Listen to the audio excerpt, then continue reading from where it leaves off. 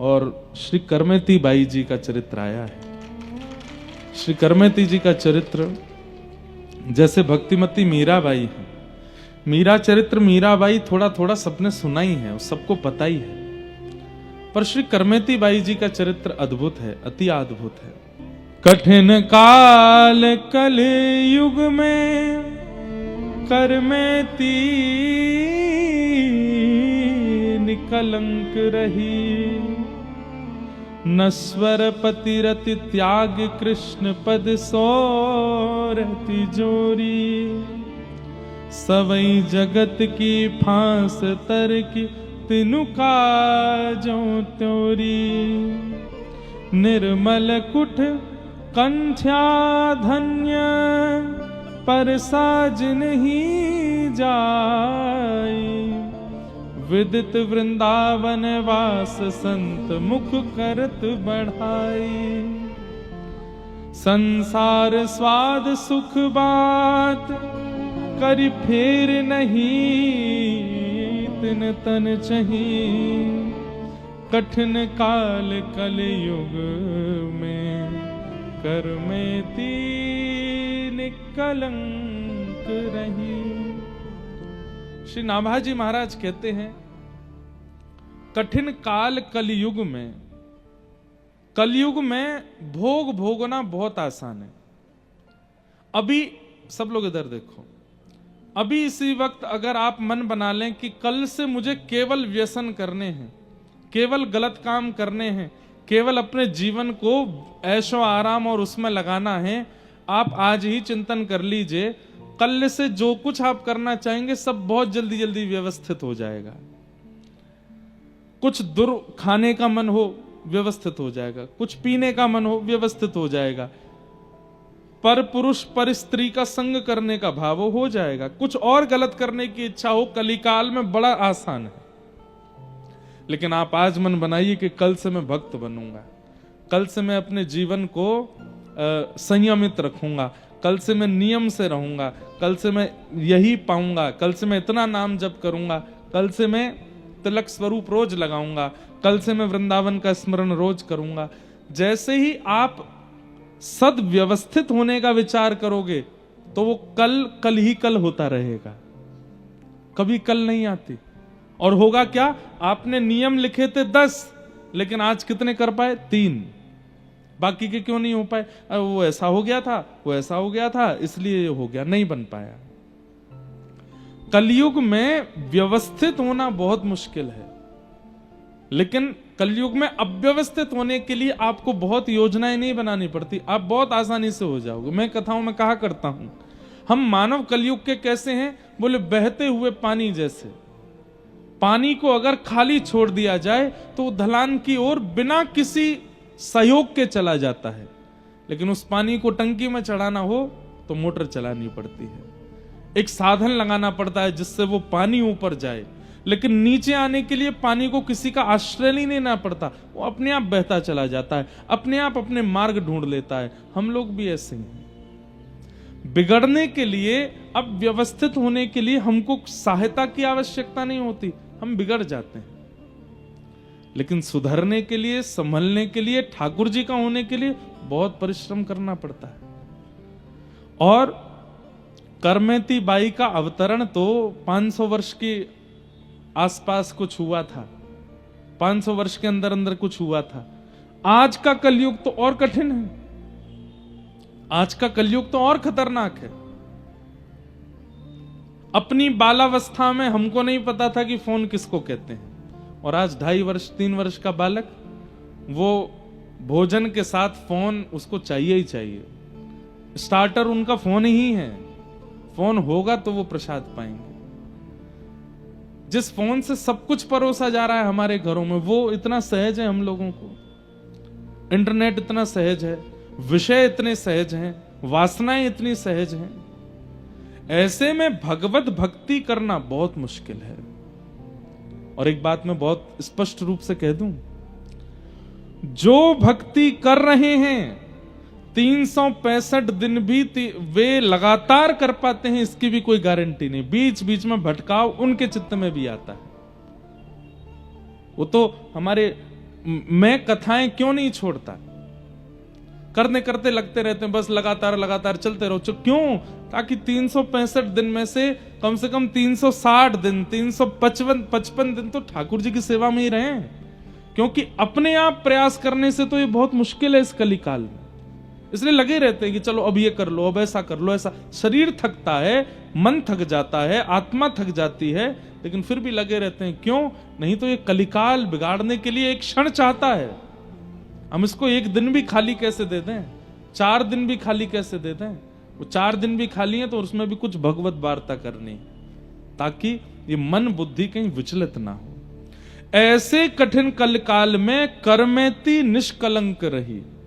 निष्कलंक मतलब कर्मेती बाई ने भक्ति को स्वीकार किया तो फिर भक्ति में कोई दोष या कोई पीछे मुड़कर के पड़ाव आया ही नहीं। लगी रही कर्मेती बाई। मीराबाई जैसी इनकी भक्ति है, लेकिन थोड़ा सा अंतर है जीवन में। आपके पूज्य पिताजी, सब लोग ध्यान से सुनेंगे, श्री कर्मेती बाई के पूज्य पिताजी श्री पुरुषोत्तम जी राजस्थान के सीकर जिले के पास में एक गांव था, वहां उनका जन्म हुआ। एक शेखावती राजा थे, उसके यहां पर कुलगुरु पद पर थे। तो राजाओं के मंत्री, महामंत्री, कुलगुरु आदि ये भी कोई राजा से कम नहीं होते थे। इनकी भी राजघराने जैसी स्थिति होती थी। ब्राह्मण कुल में जन्मे थे।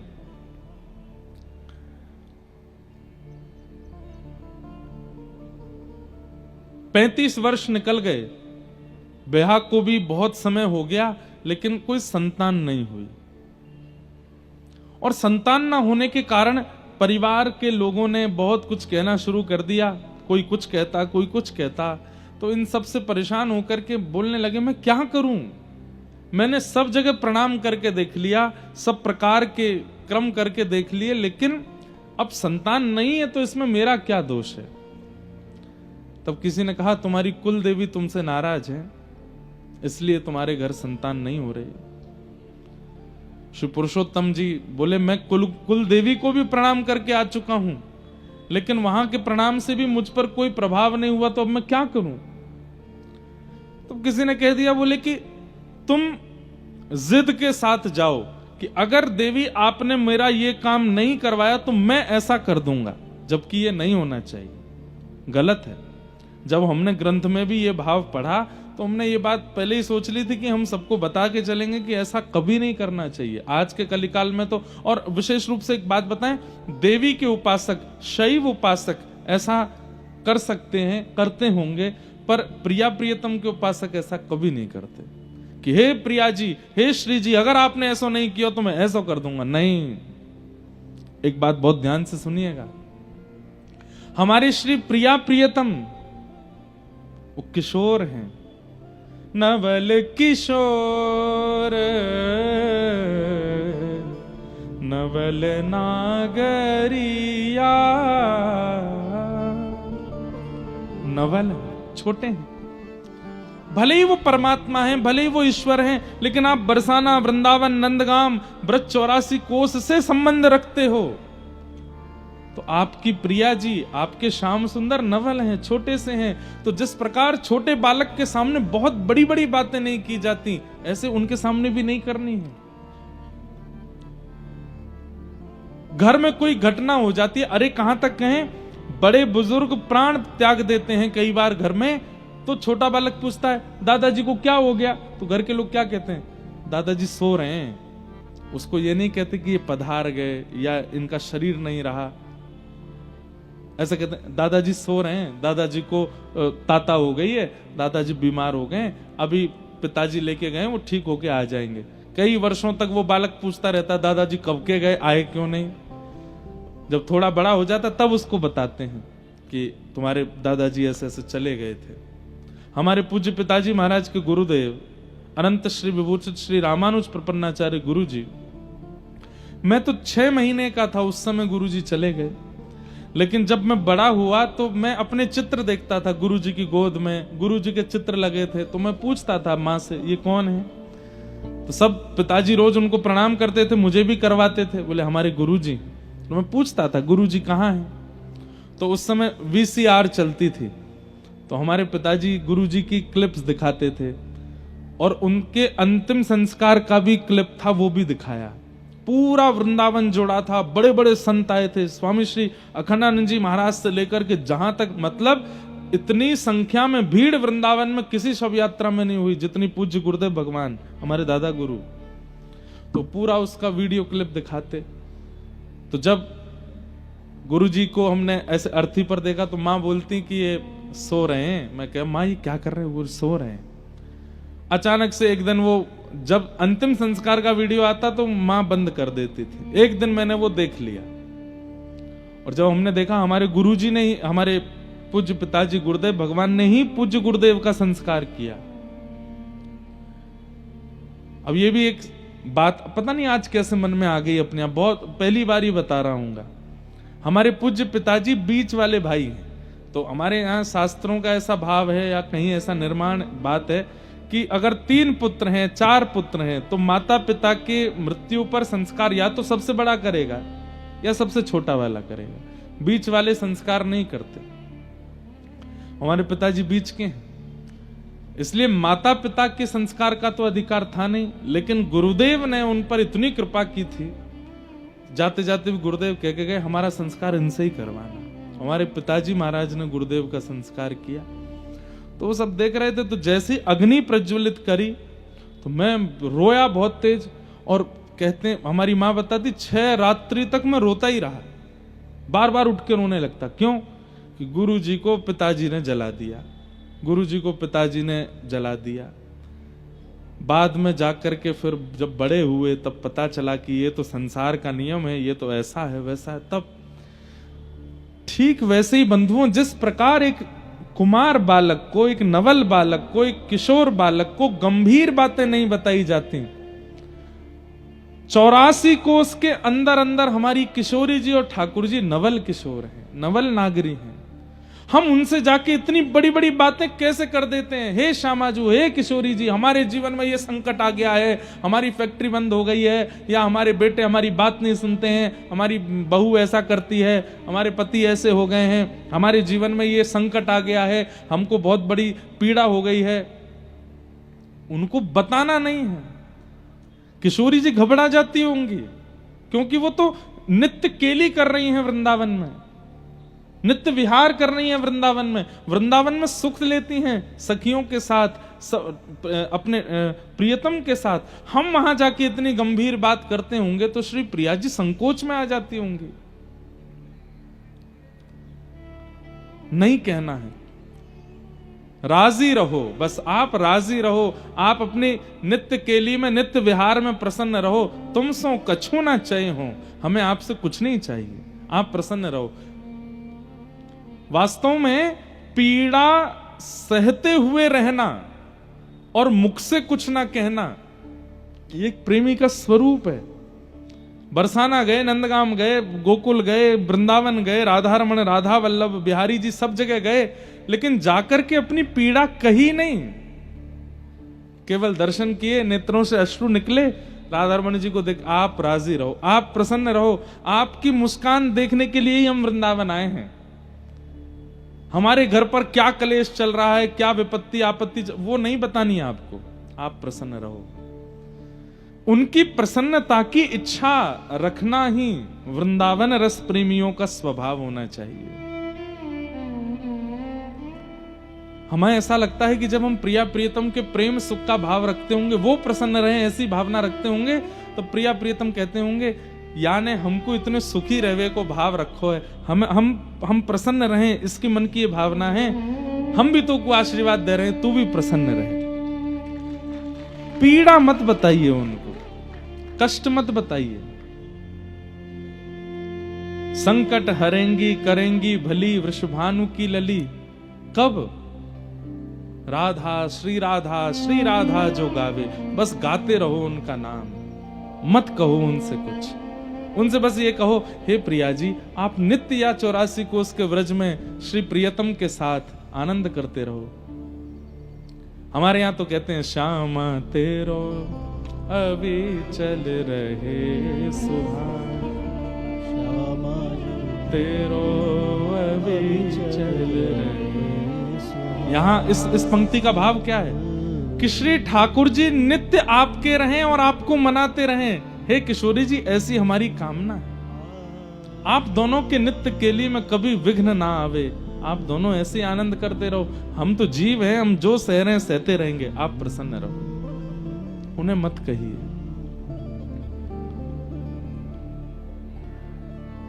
लेकिन देवी देवता, कुल देवी कुल देवता आदि आदि, इन सब से प्रार्थना की जा सकती है,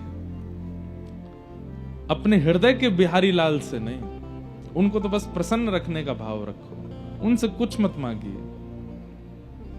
हमारे वृंदावन में कोकिल साईं, वहां पर भी मैं 1 या 2 दिन का सत्र करता हूं, तो श्री कोकिल साईं जी अपने प्रिया प्रियतम का दर्शन ही नहीं कराते थे दुनिया के किसी भी व्यक्ति को। कोई उनके आश्रम में आ जाता तो बाहर व्यक्ति खड़ा कर रखा था, कोई भी आए तो मुझे बताना। लोग आते, हम दर्शन करने आए हैं, तो बोले यहीं रुको। भीतर जाके बोलते साईं बाहर वो आए हैं, कुछ दर्शनार्थी आए, तो बाहर ही आते। कहो भैया कैसे आए? बोले ठाकुर जी के दर्शन करने। ठाकुर जी के अभी होंगे, अभी प्रसाद चल रही है, प्रसाद पा लो। प्रसाद पवा देते। थोड़ी देर आराम कर लो, कूलर चला दो भैया इनके लिए, बैठो सो जाओ। थोड़ी देर आराम करने का, उसके बाद दक्षिणा दे देते, कपड़े दे देते। बोले अब जाओ। बोले ठाकुर जी के दर्शन, बोले वो नहीं कराऊंगा। क्यों? वो नित्य विहार कर रहे हैं। कहीं तेने भीतर जाए करके संसार की कोई वस्तु मांग ली तो प्रिया प्रियतम छोटे से बेचारे या संसार के भाव को देने में अपनी लीला को त्याग करेंगे। इसलिए ठाकुर जी का दर्शन नहीं कराऊंगा, बाहर से ही लौट जाओ। अपने ठाकुर जी का दर्शन नहीं, केवल संतों को दर्शन कराते थे। किसी भी संसारी व्यक्ति को अपने ठाकुर जी का दर्शन नहीं कराते थे। आज भी कई महापुरुष वृंदावन में ऐसे हैं, अपने ठाकुर का दर्शन नहीं कराते। क्यों? अरे भाई, जीव का क्या, उसके मन में पता नहीं क्या चल रहा, वो क्या मांग जाए इनसे। और ये अपनी नित्य लीला में है, कहीं अपनी लीला का त्याग करके उसको देने ना आ जाएं, इसलिए नहीं मांगना। पॉजेसिव होते हैं कई सारे भक्त अपने ठाकुर के लिए, कई माता पिता अपने बच्चों के लिए। अभी वो सो रहा है, उसको मत छेड़ो। वो सो रहा है, उससे कुछ मत करो। वो खेल रहा है, उसको मत परेशान करो। ऐसे ही ठाकुर जी भी नित्य लीला में हैं, उनको मत छेड़ो। वो नित्य विहार कर रहे हैं व्रज में। लेकिन करमेती बाई के पिताजी ने अपनी कुल देवी, किसी ने कह दिया, बोले कि तुम कह दो कि अगर मुझे संतान नहीं मिली तो मैं ऐसा कर दूंगा। ये बात कह करके जाओ देवी के पास। गए, कुल देवी का दर्शन करने के लिए गए और यह कह करके गए, अगर मुझे कुल देवी ने संतान रत्न नहीं दिया तो मैं अपने शीश की बलि चढ़ा करके आऊंगा चरणों में। इस संकल्प के साथ जब निकले, रास्ते में ही एक दिव्य स्त्री का दर्शन हुआ। दिव्य स्त्री, उसको देख करके पुरुषोत्तम जी बड़े आश्चर्यचकित हुए। बोले मैं बहुत लोग देखे पर आप कुछ अलग जैसी लग रही हैं, आप कौन हैं? बोले हम तुम्हारी कुल देवी हैं। पुरुषोत्तम जी बोले आप मेरी कुल देवी हैं? बोले हाँ। बोले कुल देवी का दरबार तो अभी बहुत दूर है, आप बीच मार्ग में ही मुझे दिख रही हैं। मैं नहीं मानूंगा आप कुल देवी हैं। यदि आप कुल देवी हैं तो मुझे कुल देवी के रूप में दर्शन दो। अष्टभुजी देवी भद्रकाली प्रकट हो गई वहीं, और प्रकट होकर के बोली क्या चाहिए तुम्हें, क्यों संकल्प लिया है, क्या बात है? सोच के तो मैं आया था कि आपसे संतान की कामना करूंगा, पर आपके दर्शन करके अब कुछ इच्छा प्रकट हो नहीं रही है। जाओ, 4 पुत्र होंगे तुम्हारे, 4 पुत्र जन्म लेंगे तुम्हारे यहां, जाओ। मैंने तो एक संतान की कामना की थी, आप 4 पुत्र कह रहे हैं। बोले हमारा मन है कि तुम्हारे यहां 4 पुत्र हो, जाओ, जन्म लेंगे 4 पुत्र। पुरुषोत्तम महाराज कहने लगे आपने 4 पुत्र की वरदान दे दिया, पुत्री का नहीं कहा। ऐसा भी हो सकता था 1 पुत्र हो जाए, 3 पुत्री, 2 पुत्र 2 पुत्री। आपने 4 पुत्र के लिए कहा। पर मेरी एक परम इच्छा है कि जब आप 1 से अधिक देना ही चाहते हैं तो 1 पुत्री और दे दीजिए। ये बात सुनकर के वो देवी थोड़ी प्रसन्न हो गई। बोले आज के कलिकाल में पुत्री की कामना करता कौन, लेकिन तुमने मुझसे पुत्री की याचना की है। हाँ देवी, मुझे पुत्री चाहिए। ठीक है, 4 पुत्र होंगे, वंशवर्धन करने वाले होंगे, धन वर्धन करने वाले होंगे, ऐश्वर्य वर्धन करने वाले होंगे, तुम्हारे कुल का उत्थान करने वाले होंगे, लेकिन एक पुत्री होगी, परम भक्त होगी। और ऐसी भक्त होगी, तुम्हारे पुत्रों के, तुम्हारे नाम से तुम्हारे पुत्र जाने जाएंगे, लेकिन ऐसी पुत्र जन्म लेगी कुल में जिसके नाम से तुम जाने जाओगे, जिसके नाम से पूरा कुल तुम्हारा जाना जाएगा, तुम्हारा पूरा सर्वस्व जाना जाएगा। ऐसी पुत्री तुम्हारे यहां जन्म लेगी। आनंदित होकर के पुरुषोत्तम जी वापस लौट करके आए। धीमे धीमे 4 पुत्र हुए और 4 पुत्रों के बाद 5वीं पुत्री गर्भ में आई। अच्छा, एक बात तो माननी पड़ेगी, देवी आराधन और महादेव का आराधन किया कीजिए, कृष्ण भक्त भी। क्यों? भक्ति के वर्धन के लिए उनकी आराधना करो, क्योंकि वे ठाकुर जी के समीप के हैं, उनके मित्र हैं। उनके आराधन से उनको प्रसन्न करके कहो कि आप ठाकुर जी से कहो हमारे चित्त में और प्रेम बढ़े। महादेव से कहो, हे महादेव, हे गोपेश्वर महादेव, आप ठाकुर जी से कहो हमारे चित्त में और प्रेम बढ़े। तो देवी आराधन, महादेव के आराधन से चित्त में प्रीति बढ़ सकती है। इसलिए कृष्ण भक्त भी, हमारे वृंदावन के भक्त भी नवरात्रि का व्रत किया करो। गोपियों ने नवरात्रि व्रत किया था, उसी के बाद महारास हुआ, और उसी में ही कात्यायनी मैया से मांगा था कि कृष्ण हमको पति रूप में मिले। कात्यायनी मैया की कृपा से शरद पूर्णिमा पर रास बिहार हुआ। तो देवी कृपा तो करती हैं। कृष्ण भक्त भी अगर कृष्ण भक्ति के लिए नवरात्रि का व्रत रखें, और आगामी अभी श्रावण आएगा, सोमवार के सोमवार महादेव की आराधना करो, केवल इसी भाव से कि हमारे व्रज के प्रति इतना प्रेम हो जाए, प्रिया प्रीतम इतने प्रिय लग जाएं, हमसे जो भी अपराध बनता है, जो भी हमसे पीड़ा बनती है, कष्ट बनता है, वो सब दूर हो जाए, बस ठाकुर जी की प्रीति प्राप्त हो, ऐसी महादेव कृपा करो। आप हमें याद करेंगे। देवी आराधन और महादेव का आराधन कृष्ण भक्ति में और प्रेम भर देगा। ऐसा प्रेम उत्पन्न होगा कि नेत्र सदा सजल रहेंगे, इन नेत्रों से अश्रु कभी रुकेंगे नहीं, ऐसा प्रेम देंगे। महादेव तो भीगे रहते हैं, 24 घंटे भीगते ही रहते हैं। ऐसा ही वो भीगे रहने का तात्पर्य है, वो नेत्रों से प्रेम रस गिर रहा है महादेव के, ऐसे ही हम हो जाएंगे। तो देवी आराधन और महादेव का आराधन कृष्ण भक्तों को भी करना चाहिए। उनकी पावन तिथि नवरात्रि, श्रावण, सोमवार आदि, इन सब पे महादेव देवी को प्रणाम करते रहो। हमारे गुरुदेव के प्रति, वृंदावन के प्रति, श्री जी के प्रति खूब प्रेम बढ़े। हे महादेव, ऐसी कृपा करो, वर्धन होगा।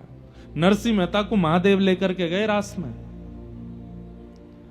नरसिंह मेहता जी का चरित्र अभी अफ्रीका में कहा था।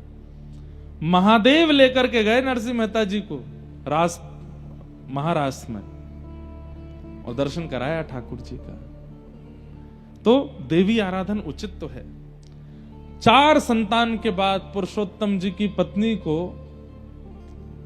ये मैंने लगभग सब भक्तों के चरित्र में देखा कि जिन मातृ गर्भ से भक्त जन्म लेते हैं, उन माताओं को वृंदावन की स्मृति गर्भ के समय होने लगती है। गर्भ काल में माताओं को जो अनुभव हो रहा है, समझ जाइए वैसे ही विचार वाला बालक है।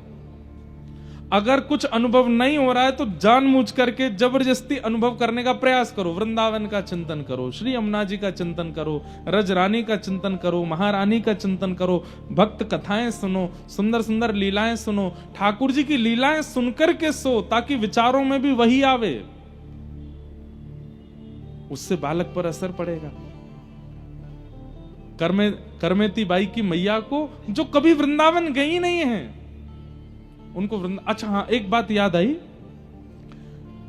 जब देवी माँ ने कहा कि तुम्हारे घर एक दिव्य पुत्री जन्म लेगी, तो पुरुषोत्तम जी महाराज, जो कि कुल गुरु थे शेखावत राजा के, विद्वान तो थे, उन्होंने भागवत जी के पाठ का उसी दिन प्रण ले लिया कि अब मैं आद्योपांत भागवत जी का पाठ करूंगा अपने अंतिम समय तक।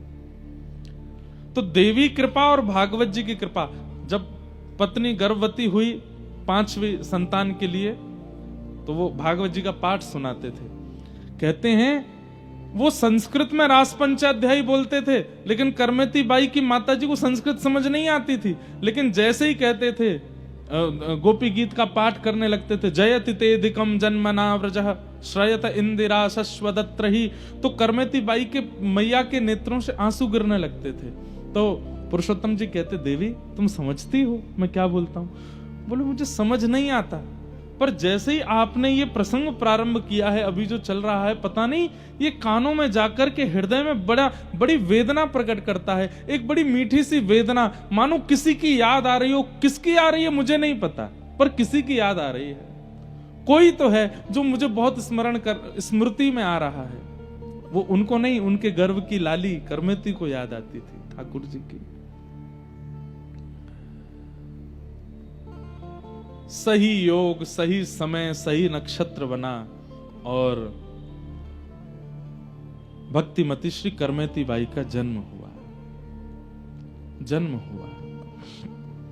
आनंद उत्सव मना, राजा ने भी खूब उत्सव मनाया, हमारे कुल गुरु की पुत्री हुई है। उत्सव मना करके सब आनंदित हुए, सब उल्लसित हुए। करमेती बाई का जन्म। धीरे धीरे करमेती बाई बड़ी होने लगी। भाई तो चारों व्यापार में लगे हैं, आदि आदि चीजों में लगे हैं, लेकिन छोटी सी करमेती बाई केवल अपने मंदिर के ठाकुर जी की ओर देखती है। घुटमुन चल करके भी केवल वहीं जाती है। पिताजी जब भागवत जी का पाठ करने बैठते हैं तो सामने आके बैठ जाती है और बस अपने पिता के मुखमंडल को देखती रहती है। ऐसे लक्षणों से पिताजी को याद तो था कि कुलदेवी ने कहा था कि परम भक्त होगी। घर में कभी संत जन आते, घर में कभी महत पुरुष आते, तो करमेती बाई इतनी आनंदित हो जाती, इतनी प्रसन्न हो जाती, जैसे आजकल के बालक मामा के घर में आने से या बुआ के घर में आने से उछलने लगते हैं, ऐसे ही करमेती बाई नाचती पूरे घर में, छोटी सी, बड़ी खुश होती संतों के आगमन पर।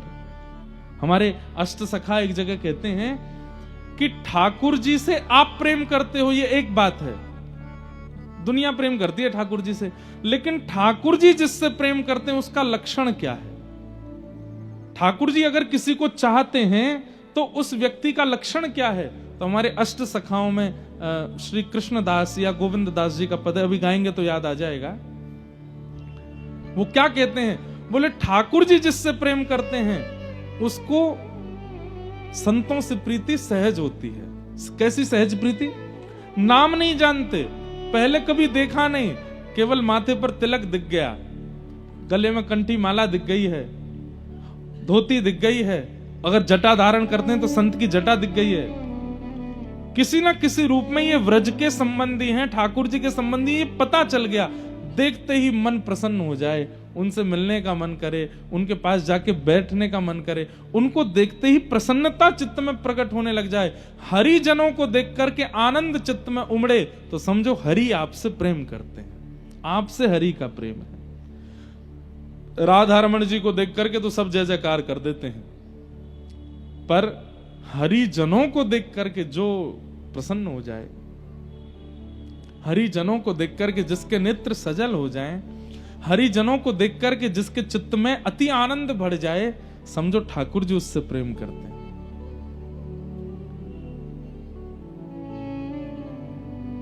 तब अपनों करी जाने गिरधर, तब अपनों करी जाने गिरधर, जब अपनों करी जाने गिरधर, जब अपनों करी जाने। कब जाने कि गिरधर ने हमें अपना लिया है?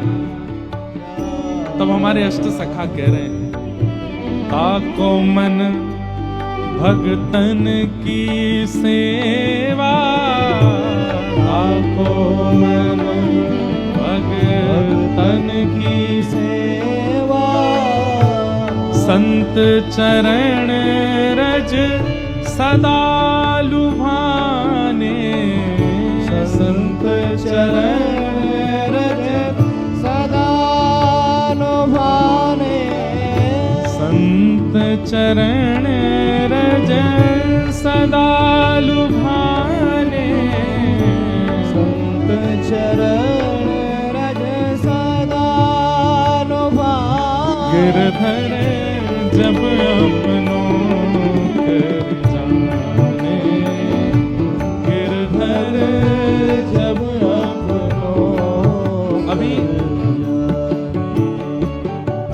अभी हम साउथ अफ्रीका गए थे कथा करने, तो वहां पे समुद्र के किनारे घूम रहे थे, हमारे सब संगीतज्ञ भी थे और भी लोग सब धोती वोती पहने घूम रहे।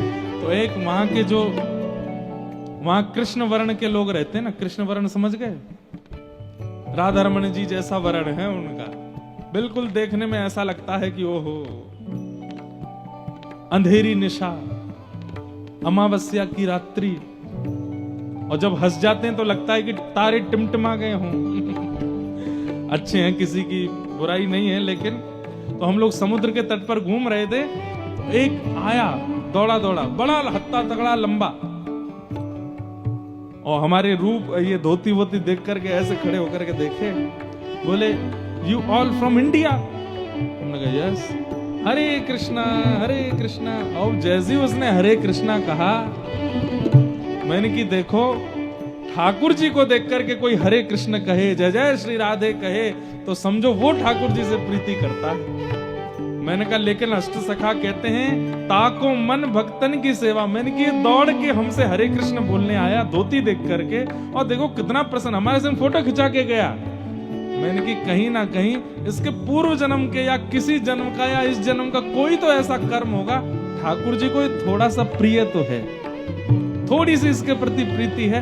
अब कालांतर में आगे जाकर के इस पर क्या कृपा होगी ये तो मुझे नहीं पता, लेकिन अभी ब्रजवासियों को देख करके दौड़ करके आया है और प्रणाम कर रहा है और जय जय हरे कृष्ण कर रहा है। ठाकुर जी की इस पर कृपा है। क्यों?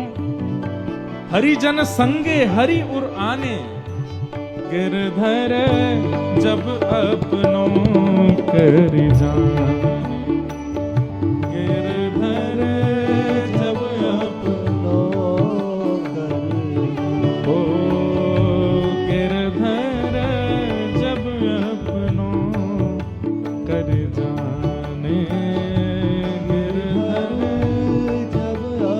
बोलो भक्त वत्सल भगवान की। करताल बजा के गाओ।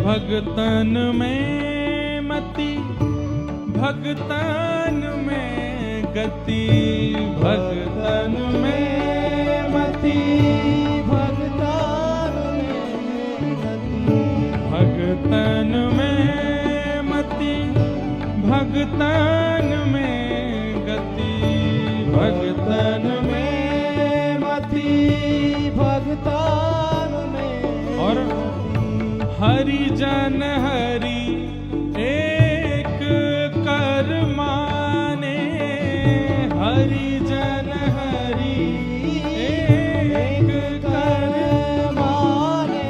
घर पर कोई संत आवे, कोई ब्रजवासी आवे, कोई ब्राह्मण आवे तो उसके प्रति कोई और भावना नहीं, हरि ही आए हैं ऐसी भावना रखता हूं। कृष्ण दास मन वचन कर्म करी, कृष्ण दास मन कृष्ण दास मन वचन कर्म करी, कृष्ण दास मन वचन कर्म करी। हरिजन संगे हरि उर आने, हरिजन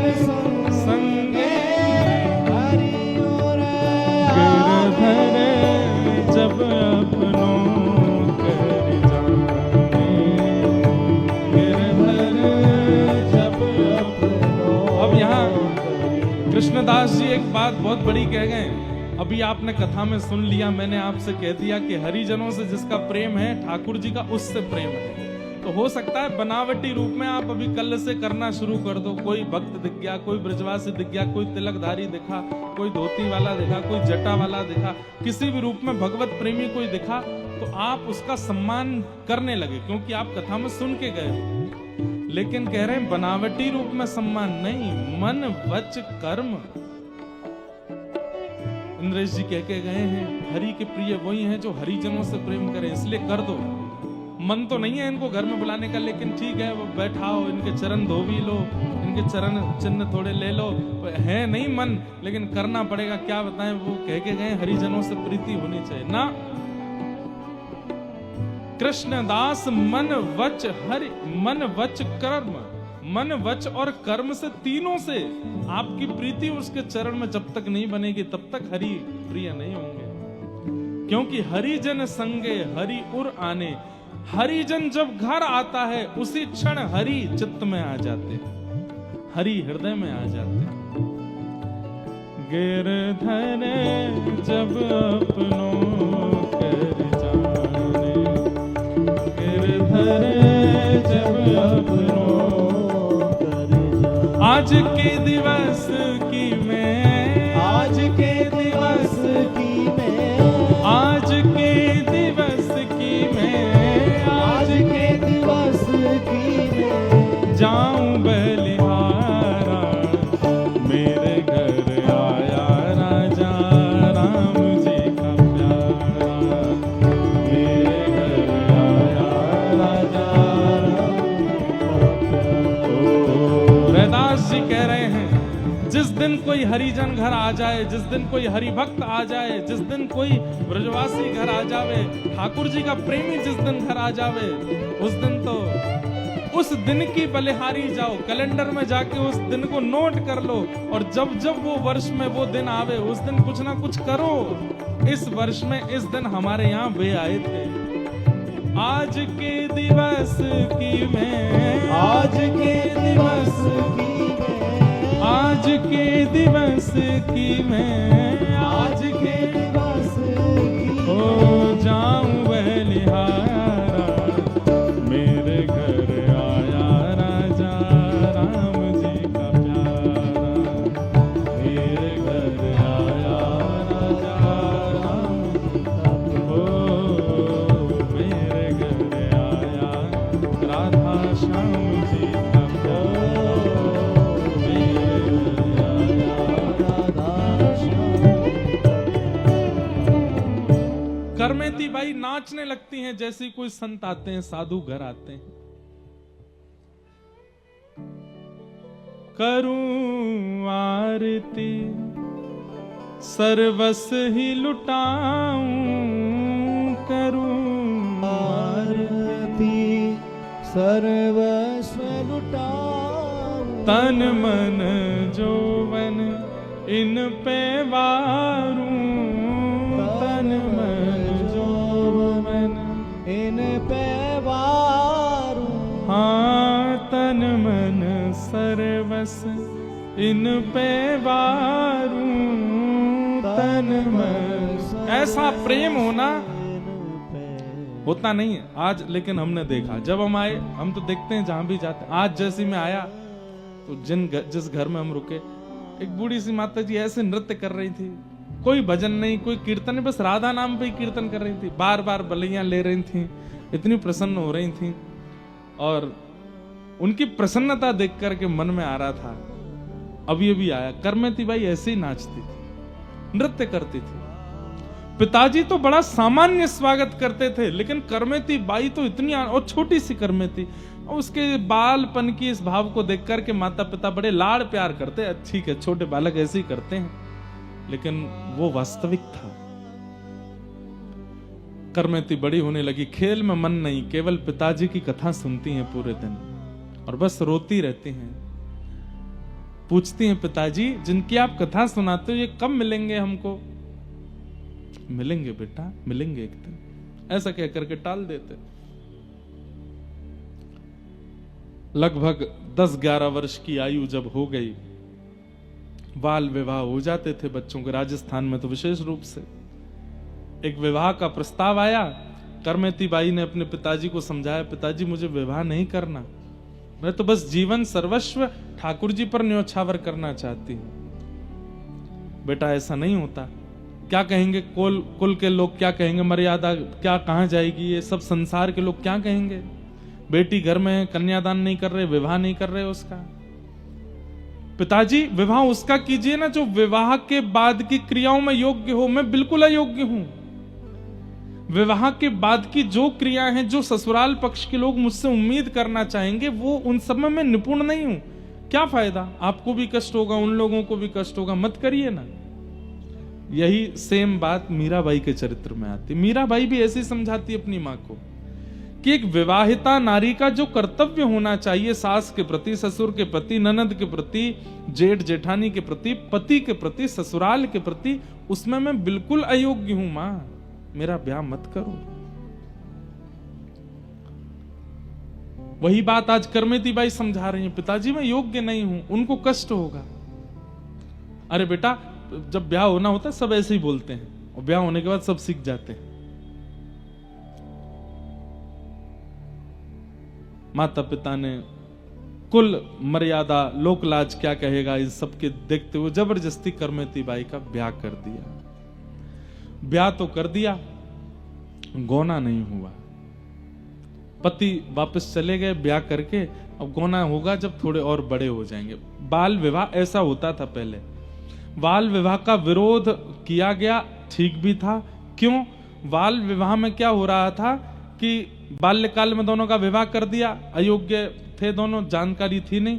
गौना वही होता था 18, 19, 20 साल में जाकर के, और तब तक दो प्रकार के कर्म होते थे, या तो लड़का को कोई और पसंद आ गया, यहाँ जो बहू थी उसको कोई और पसंद आ गया, या फिर कई बार दोनों में से किसी की मृत्यु हो जाती थी, या कुछ भी ऐसी घटनाएं होती थी। इसलिए बोलते थे कि भाई जब वो योग्य हो जाए तभी ब्याह करो,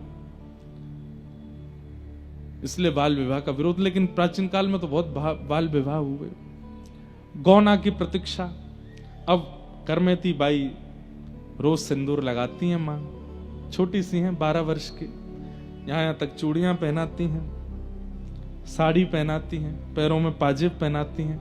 अब उनको तो वो श्रृंगार प्रिय लगता था कि इस श्रृंगार को करके मैं जब ठाकुर जी के सन्मुख जाती हूं तो ठाकुर जी प्रसन्न हो जाते हैं। पूछती थी माँ ये किसके लिए? बोले ये पति के सौभाग्य के चिन्ह होते हैं, पत्नी को धारण करने चाहिए, उससे पति प्रसन्न भी रहता है और दीर्घायु भी होता है। वो तो प्रियतम को ही अपना सर्वस्व मान चुकी थी। सिंदूर लगाती, चूड़ी पहनती, सब श्रृंगार करती, पर दौड़ के जाती मंदिर में, ठाकुर जी से जाके पूछती कैसी लग रही हूं मैं, आज मेरा स्वरूप कैसा लग रहा है आपको? पिता कभी कभी चिंता करते, पत्नी से बोलते मुझे थोड़ा लगता है कि करमेती, बोले अरे उसका ब्याह हो गया है, कोई बात नहीं, अभी बालिका ही तो है, थोड़ी थोड़ी बड़ी हो जाए, गौना तक आ जाएगी बुद्धि उसमें।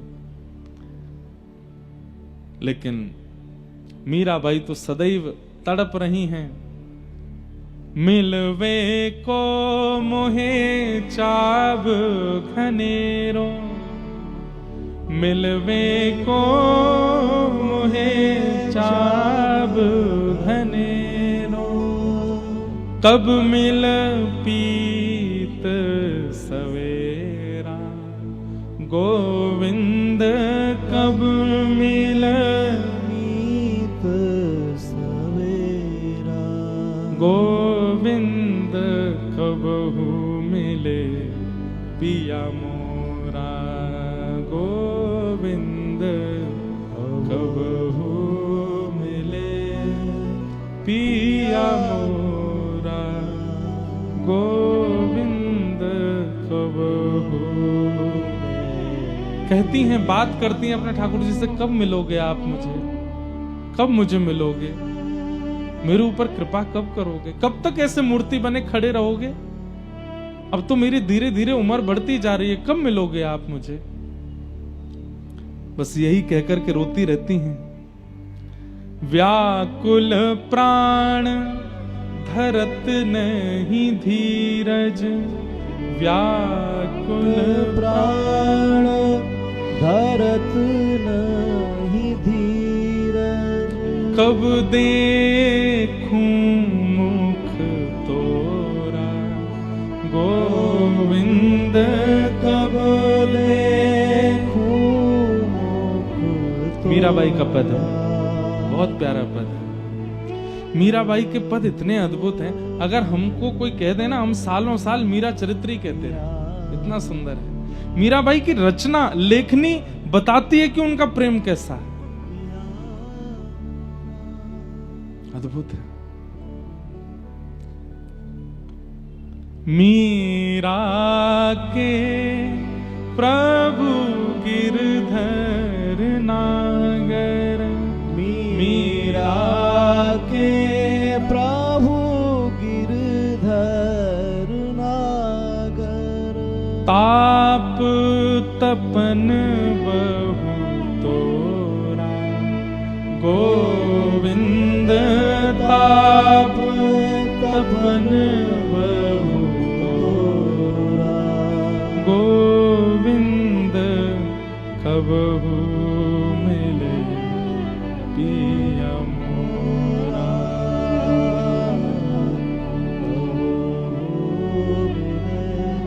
पिया बंधुओं, हमें प्रेम हो जाता है ठाकुर जी से, हम चाहने लगते हैं ठाकुर जी को, पर ऐसा विरह नहीं मेरे को देखने में आया अभी तक कि बस व्याकुल हो गए हों ठाकुर जी के लिए। ऐसे नहीं हुए अभी हम स्वयं बहुत दिनों तक कथा करते रहते हैं, तो अब तो लाल जी सफर में नहीं रहते, साथ कथाओं में नहीं जाते। कुछ समय लाल जी की स्मृति तो होती है। जैसे अभी अयोध्या में कथा थी, तो मैं सीधे जहां रुका था वहां पहुंचा, तो जाते ही नियम होता था लाल जी पहले पहुंच जाते हैं। लाल जी कहां विराज रहे, तो जो पंडित जी सेवा करते वो भी भावुक हो गए, लाल जी तो नहीं आते अब कथा में। तो हम दोनों थोड़ी देर के लिए सहम गए कि अब लाल जी आते नहीं, कि 4 साल तो लगातार कथाओं में आए। तो अभी घर पे बात करते हैं तो कहते हैं अब लाल जी को ले जाएं क्या कथा में। मन बड़ा विचलित होता है कभी कभी। तो घर से आता है, नहीं अब यहीं रहेंगे, नहीं जाना। हमने कहा एक बार पर्ची डाल के देखो, अगली कथा में चलेंगे क्या। पर्ची डालते हैं, ठाकुर जी मना कर देते नहीं जाना, और विरह हो जाता है चित्त में कि उनका मन नहीं है। वो कह चुके थे कि ब्याह उला के बाद हम घर रहेंगे, घर ही रहते हैं, लेकिन मैं हूं ले जाऊंगा, पर्ची बिना डाले ले जाऊंगा, पूछूंगा ही नहीं। विरह बहुत आवश्यक है बंधुओं, लेकिन हमको संयोग इतना आवश्यक, इतना मिल गया है ठाकुर जी का कि हम विरह का अनुभव नहीं कर पाते। ये जो अश्रु गिरते हैं ना प्रेम विरह में, कृष्ण विरह में, ये अश्रु नहीं है। हमारे चित्त में जितने भी दोष हैं ठाकुर जी से मिलने वाले, वो सब एक एक बिंदु करके निकलते हैं। जितने निकलेंगे उतने स्वच्छ हो जाएंगे हम, पर वो निकलते ही नहीं है, रह जाते हैं भीतर।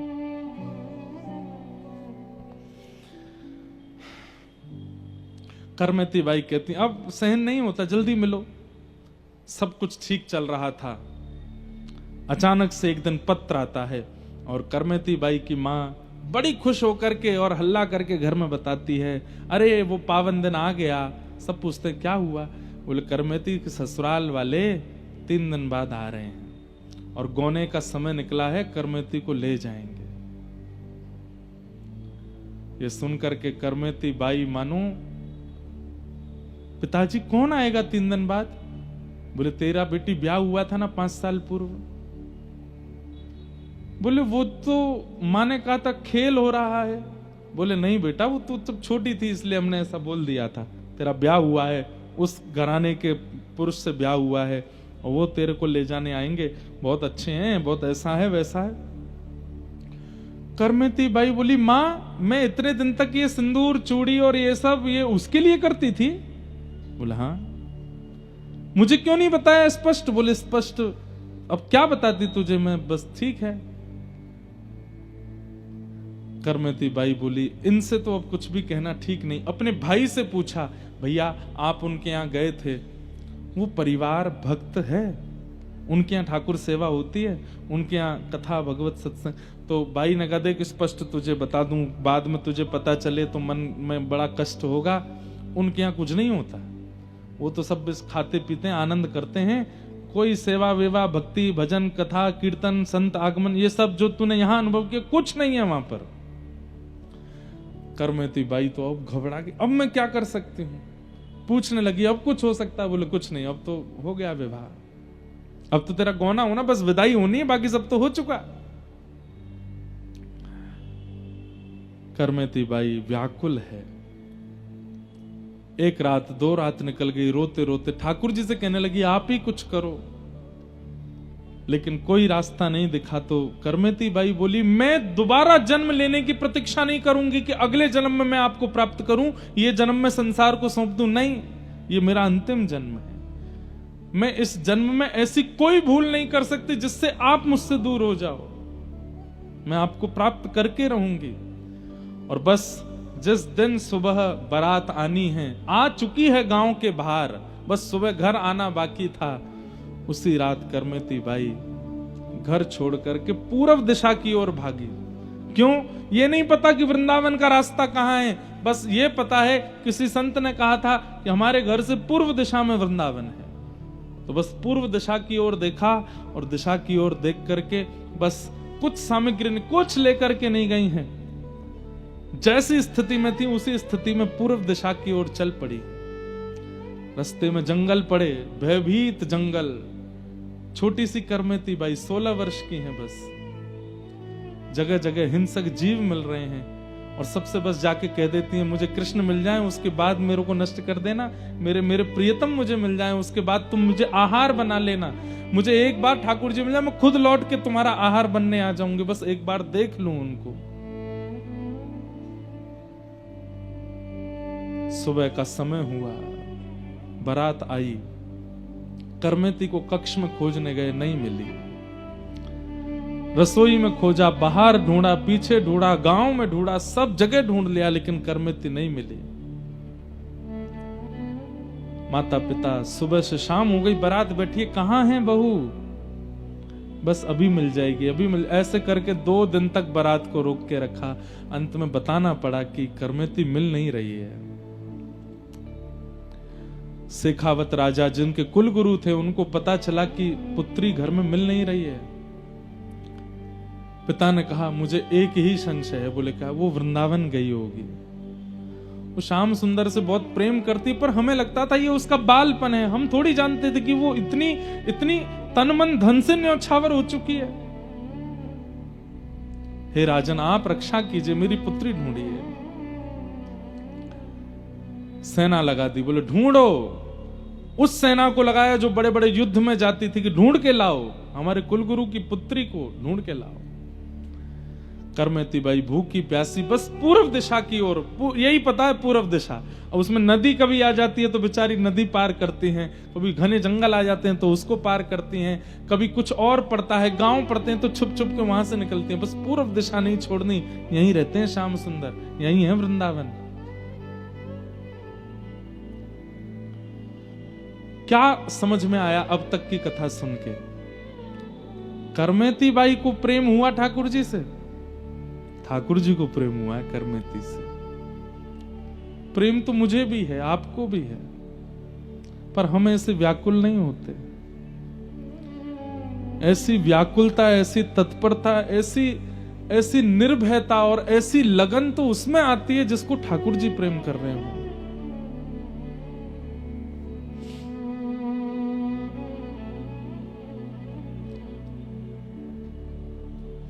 आवाज आ रही है, रात्रि का समय, घोड़ों पर सैनिक चिल्ला रहे हैं, करमेती को ढूंढो।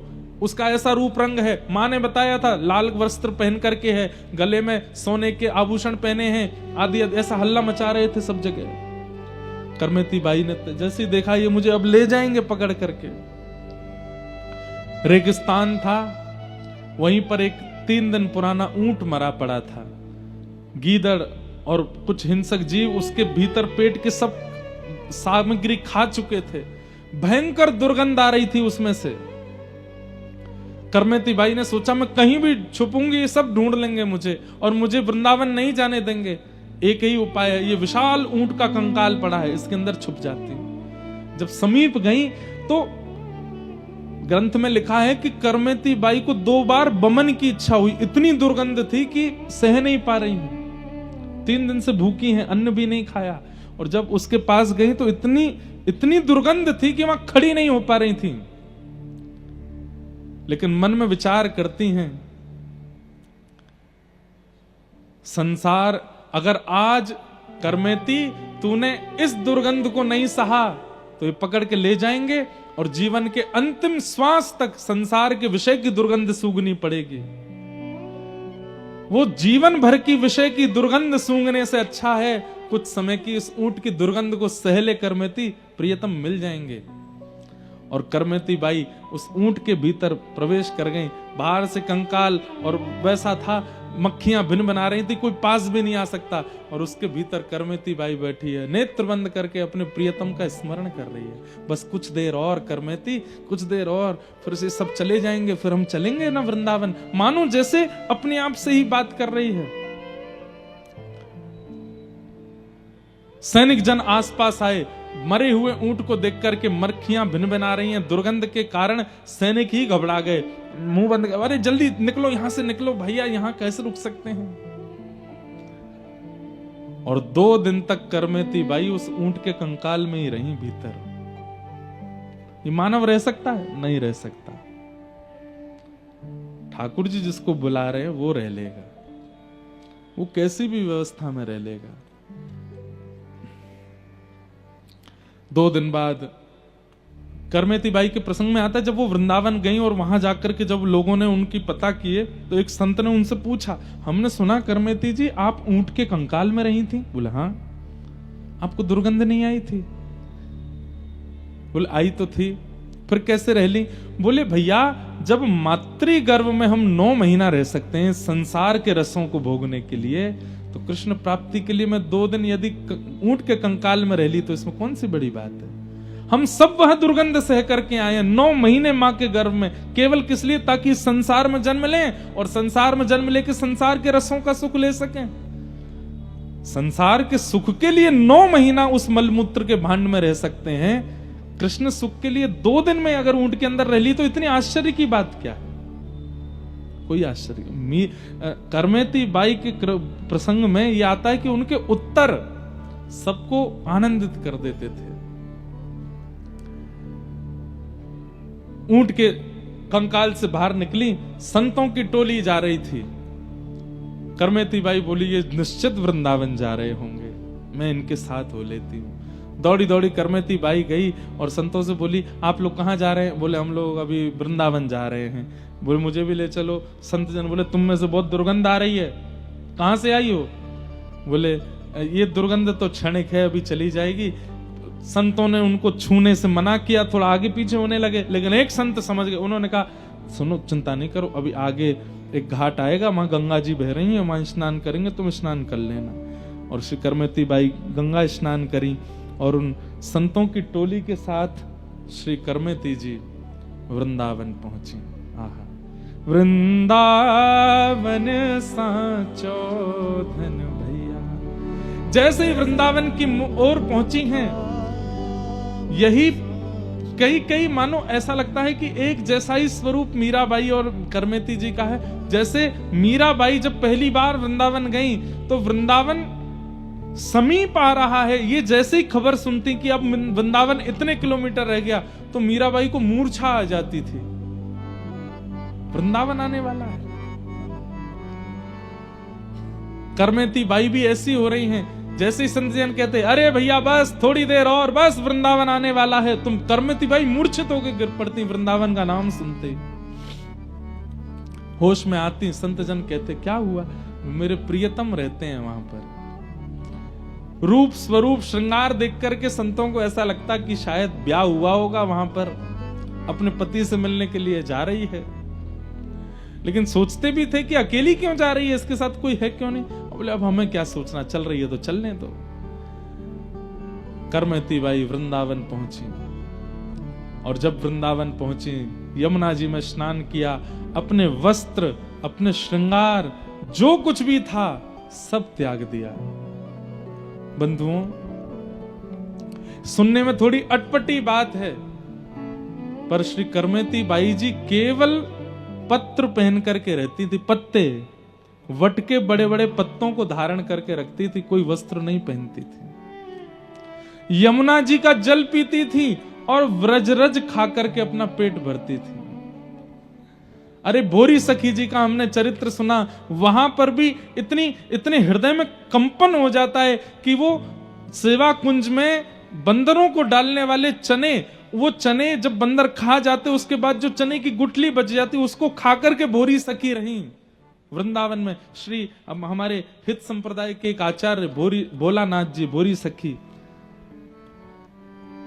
चनों के छिलके खा करके रहते थे। उनके लिए हमको मन में ऐसा आ रहा था कि राम राम कैसे रहे होंगे, लेकिन आज करमेती बाई जी के चरित्र को देख के लगता है रज खा करके रहती हैं, व्रज रज खाती हैं, यमुना जल पीती हैं और पड़ी रहती हैं बस।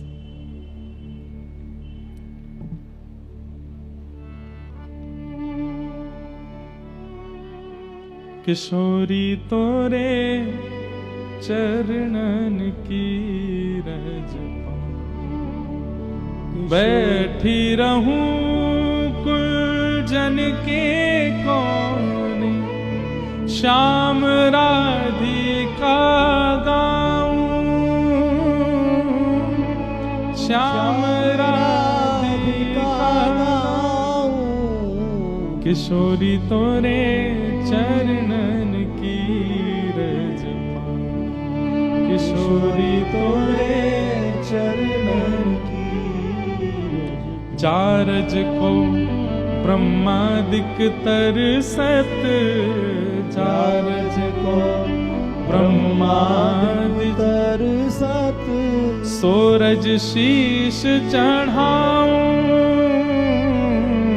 सोरज शीश चढ़ाऊं, व्यास स्वामिनी की छवि निरखत, व्यास स्वामिनी की छवि निरखत, विमल विमल यश गाऊं, किशोरी तोरे चरणन की रज पाऊं, किशोरी तोरे चरणन की रज पाऊं। वृंदावन की रज में पड़ी रहती हैं, पत्र पहन करके रहती हैं और रज खाती हैं, जमुना जल पीती हैं और बस श्याम सुंदर, श्याम सुंदर, मदन मोहन, मदन मोहन कह करके बस पुकारती रहती हैं।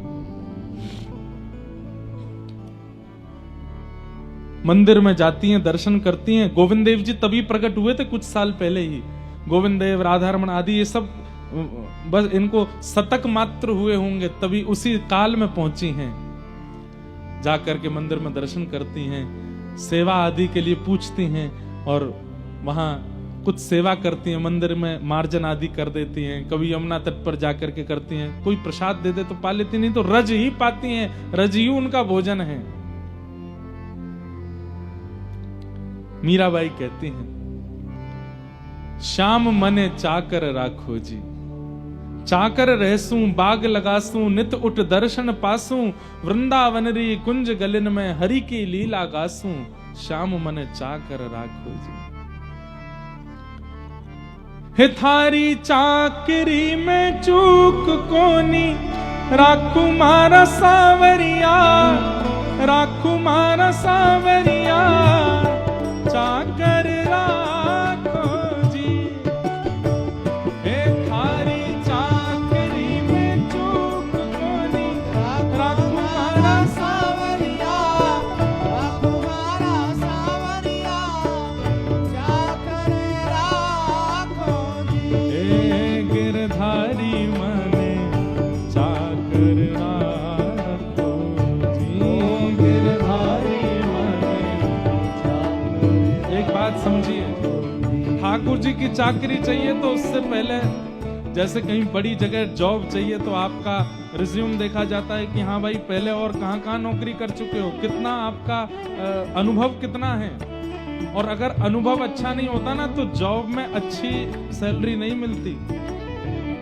संतों की सेवा करके, ब्रज रसिकों की सेवा करके, ब्रजवासीन की सेवा करके, हरिजनों की सेवा करके अपना रिज्यूम इतना अच्छा कर लो कि जब श्री जी के चरणों में जाकर के रिज्यूम दो, उन संत की सेवा, इतने ब्रजवासियों की सेवा, इतने महापुरुष, इतने हरिजनों की सेवा हमने करी है, तो श्री जी कहेंगी भाई एक्सपीरियंस अच्छा है, निज निकुंज नव निकुंज की सेवा में इसको लिया जा सकता है। लेकिन कहीं सेवा ही नहीं करी होगी तो फिर सेवा कैसे मिलेगी? इसलिए खूब हरिजनों की सेवा करो। यहाँ जो आपके अगल बगल में बैठे ना, ये भी हरिजन हैं। कथा सुनते सुनते इनके भी चरण दबा दिया करो।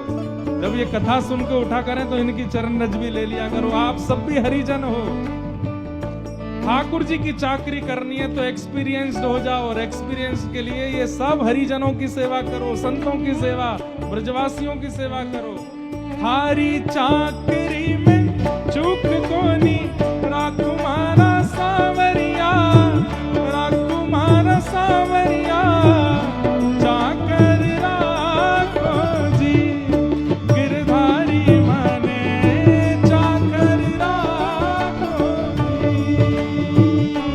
थारी चाकरी में चूक कोनी, राकुमारा सावरिया, राकुमारा सावरिया, चाकर राखो जी। हे गिरधारी मने चाकर राखो, हे गिरधारी बोलो राधा रमण लाल की।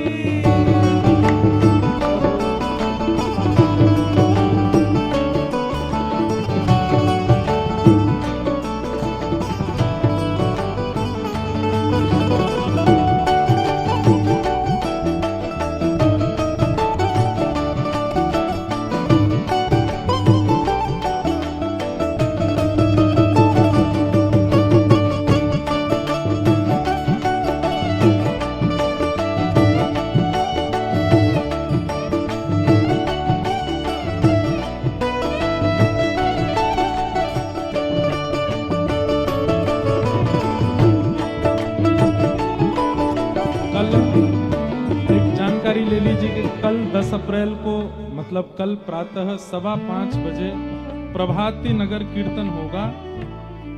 पूरे हांसी में नगर कीर्तन होगा और तीर्थ स्थान मंदिर श्री लक्ष्मण चौतरा से प्रारंभ होकर मुख्य मार्गों से श्री राधा नाम लेते हुए बेसहारा गौशाला बरसी गेट पर विश्राम होगा। श्री माधव बाबा जी के साथ सभी भक्त प्रेम से पधारें। कल सुबह भाव सेवा श्री साक्षी जी की होगी।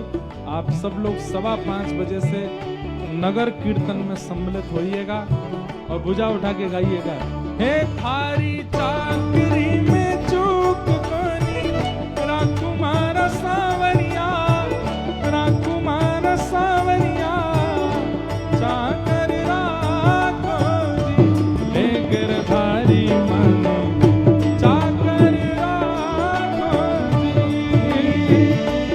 थारी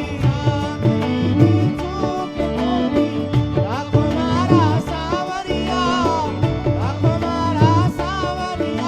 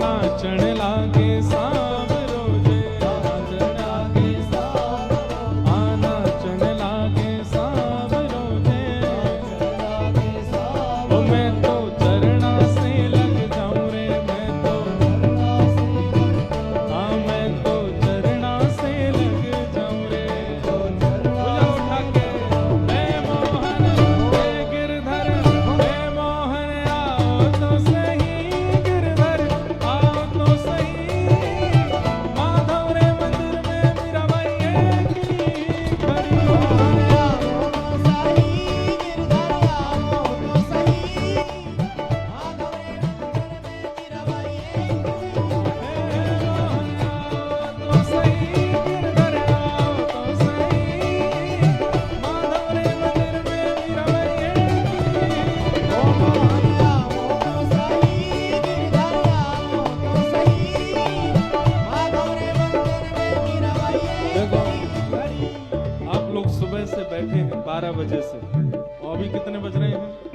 7:45। वाह रे भैया, 7 घंटे 7.5 घंटे तो ऐसे ही हो गए। 7.5 घंटे कोई व्यक्ति संसार के विषय में नहीं बैठ सकता, लेकिन आप बैठ गए तो इसका मतलब ठाकुर जी आ ही गए हैं यहाँ पर। लेकिन ठाकुर जी अगर आ गए होते तो आप ऐसे नहीं गा रहे होते, कम से कम 1.5 फीट उछल के गा रहे होते। मोहन हे गिरधर, हे मोहन आओ तो सही, गिरधर आओ तो सही, माधव रे मंदिर में मीरा बाई एकली खड़ी, मोहन आओ तो सही, गिरधर आओ तो सही, माधव रे मंदिर में मीरा बाई एकली खड़ी, मोहन आओ तो सही, गिरधर आओ तो सही, माधव रे मंदिर में मीरा बाई एकली खड़ी, मोहन आओ तो सही, गिरधर आओ तो सही, माधव रे मंदिर में मीरा बाई एकली खड़ी। मैं गिरधर की गिरधर मेरो, मैं गिरधर की गिरधर मेरो, मैं गिरधर की गिरधर मेरो, मैं गिरधर की गिरधर मेरो, मैं गिरधर की गिरधर मेरो, मैं गिरधर की गिरधर मेरो, मैं गिरधर की गिरधर मेरो, मैं गिरधर की गिरधर मेरो। जय जय श्री राम, जय जय श्री राम, जय जय श्री राम।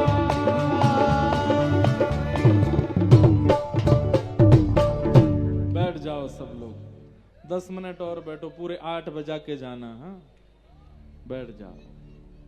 श्री करमेती बाई वृंदावन आ गए, और श्री वृंदावन में आकर के पत्र लपेट करके रहती हैं, व्रजरज खाती हैं।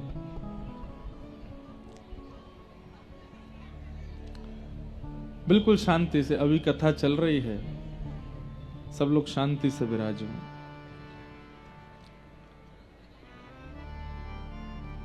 यहां पर सैनिक लौट करके वापस आ गए, राजा को बताया कि हमें करमेती नहीं मिली। पिता पुरुषोत्तम को पता है कि वो वृंदावन में ही हैं और कहीं हो ही नहीं सकती हैं। गए वृंदावन। अब उस समय चित्र तो होते नहीं थे कि दिखा के पूछ लें भाई इसको कहीं देखा। केवल कद काठी बताते हैं, रूप स्वरूप बताते हैं, और गहने बताते हैं कि ऐसे गहने पहने हैं, ऐसा ऐसे वस्त्र पहने हैं, हाथों पर मेहंदी लगी है, पैरों में महावर लगी है। आपने मेरी बेटी को देखा? पूरे मथुरा ब्रजमंडल के क्षेत्र में पूछ रहे थे सब जगह, और जब सामने से उत्तर मिलता हमने तो नहीं देखा, बहुत रोते। एक जगह एक महापुरुष मिले, उनसे पूछने लगे आपने मेरी बेटी को देखा? ऐसी है वो, इतनी उसकी कद है, ऐसे लंबे बाल हैं, ऐसा उसका वर्ण है, और नेत्र थोड़े से ऐसे हैं, मतलब वर्णन करते।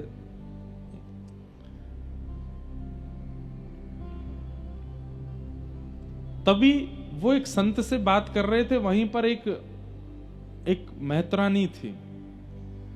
उस मेहतरानी ने वो बात सुन ली और कहा, बोले ऐसा कद है, ऐसी काठी है, ऐसा सब स्वरूप है, सब कुछ बिल्कुल, मतलब थोड़ी बहुत बातें उनसे मिल गई। बोले हाँ हाँ हाँ ऐसा ही है।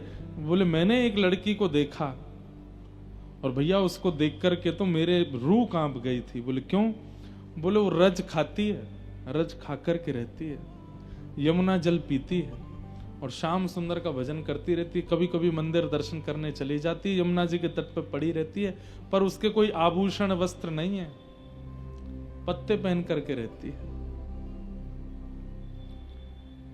अब पुरुषोत्तम पिताजी कह रहे हैं कि ये मेरी बेटी ही है, लेकिन जब वो स्थिति बताते हैं कि रज खाती है, जल पीती, यमुना जल पीती है और पत्र पहन करके रहती है, तो मन में ये सोच रहे हैं, हे विधाता ये मेरी बेटी ना हो, मैं देख नहीं पाऊंगा उसको ऐसे। कद काठी से तो कह रहे हैं कि मेरी बेटी है, लेकिन जब स्थिति सुन रहे हैं तो कह रहे हैं कि मैं नहीं देख पाऊंगा, ये मेरी बेटी ना हो, कोई और हो, किसी की बेटी ना हो, कोई पिता अपनी पुत्री को ऐसे नहीं देख सकता, मुझे आप ले चलेंगी उसके पास। बोले चलो। एक वट वृक्ष था, उसके नीचे जाकर के वो माँ खड़ी हुई और इशारा करके देखा, अधिकतर यहीं रहती है वो।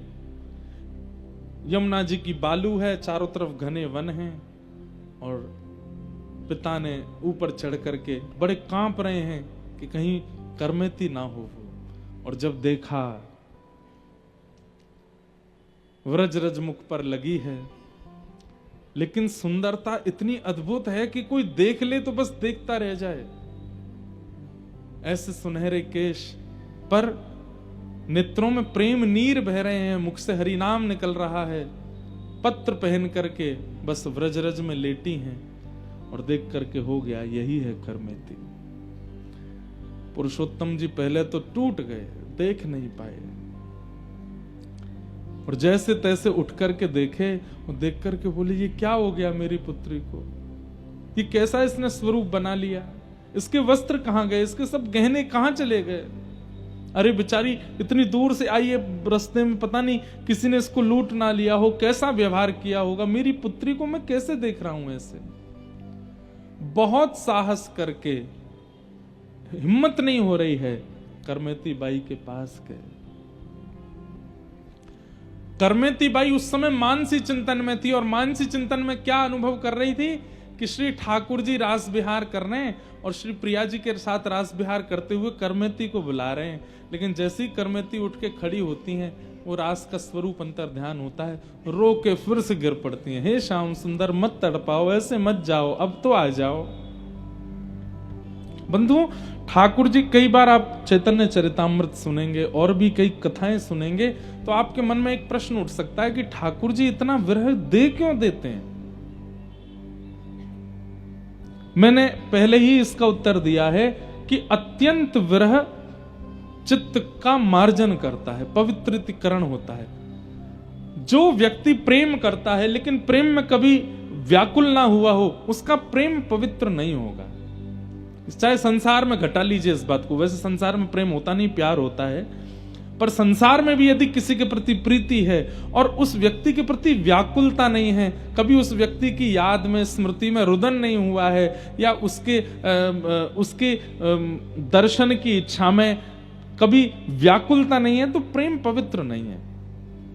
आप बड़ी सहजता से उसे जाने देते हो, या बड़ी सहजता से उससे दूर रह लेते हो, या बड़ी सहजता से आप निर्वहन कर लेते हो, तो आप प्रेमी नहीं हो। प्रेमी तो व्याकुल हो जाता है, बिन जल मछली जैसे तड़पती है वैसी स्थिति हो जाती है।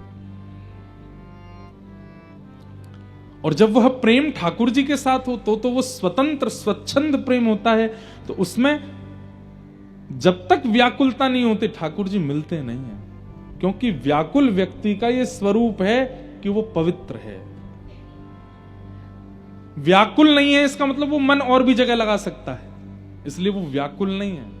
लेकिन व्याकुल चित्त तो एक ही जगह का रहता है, इसलिए ठाकुर जी और व्याकुलता देते हैं ताकि इसका चित्त में थोड़ा बहुत भी अगर संसार हो तो वो भी पवित्र हो जाए। इसका प्रमाण रास पंचाध्याय, जब गोपियों को ठाकुर जी नहीं मिले, गोपी गीत गाया, और गोपी गीत गाने के बाद में जब व्याकुल स्थिति में गोपियां रुरुदु स्वस्वरम राजन कृष्ण दर्शन लाल सा विकल होकर के रोने लगी, गोपियां अत्यंत व्याकुल हो गईं, तब ताशाम आविर्भूत सौरी स्मयमाय मुखाम्बुज पीतांबर धरश रघवी साक्षान मनमत ठाकुर जी प्रकट हो गए।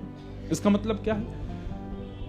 व्याकुलता नेत्रों का नीर, मैंने पहले भी कहा, जितने बूंद गिर रही हैं नेत्रों से समझो उतने दोष निकल रहे हैं। कृष्ण विरह में यदि रो रहे हो तो, संसारी विषय में नहीं, कृष्ण विरह में, वृंदावन की याद में, अपने सदगुरु की याद में, ठाकुर जी की स्मृति में, श्री जी की स्मृति में रुदन चित्त का मार्जन कर रहा है, पवित्रीकरण कर रहा है। इसलिए ठाकुर जी कभी कभी अति विरह भी इसलिए दे देते हैं तो थोड़ा बहुत भी और जो विषय रह गया हो वो भी निकल जाए चित्त से। लेकिन उसी समय पिता आ गए और रोती बिलकती करमती बाई बस रो रही थी, श्याम सुंदर कहां चले गए। पिता ने बड़े धीमे से करमती जी का स्पर्श किया, स्पर्श करते ही वो भाव साम्राज्य टूट गया, नेत्र खुले, सामने पिता को देखा। अब देखो कैसी विपरीतता, ठाकुर जी की याद में रो रो के बेहाल हैं, लेकिन पिता को देख करके नहीं रोए करमेती बाई। पिता टूट के गिर पड़े सामने, करमेती मेरी लाली, मेरी पुत्री, मेरी बेटी, ये तेरी कैसी स्थिति हो गई, ये क्या कर रखा है तूने?